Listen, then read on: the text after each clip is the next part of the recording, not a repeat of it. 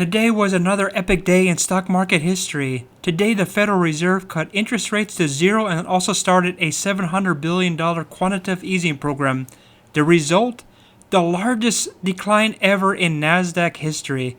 Nasdaq is down 12.32% for the day. One day! Unbelievable. If you want the market to go up again, though, you need to smash the like button. Okay, I know these are serious times, but seriously, smashing the like button is awesome.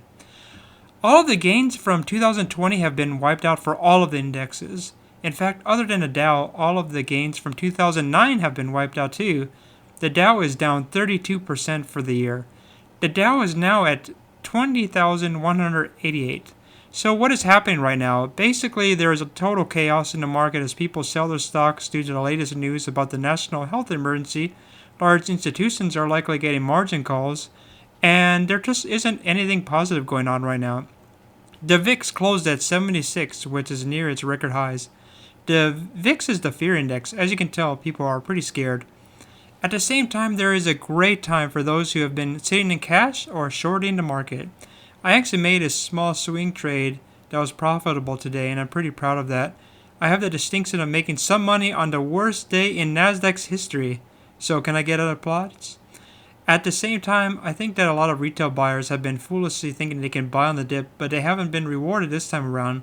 The smart money has been in cash. I don't think any of us know how low the stock market will go. It really is anyone's guess, and it's foolish to try to guess. For people who follow investors' business daily, they tend to have a market direction for each day in the market. Some folks say you can't time the market. It's just plain wrong. For people who have been seeing the warning signs and decided to go to cash, they avoided one of the worst bear markets in our nation's history.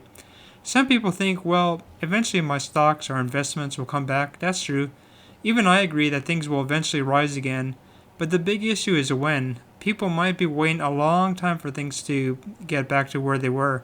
The Japanese stock market crashed in the 1980s and has not yet recovered, even now in 2020.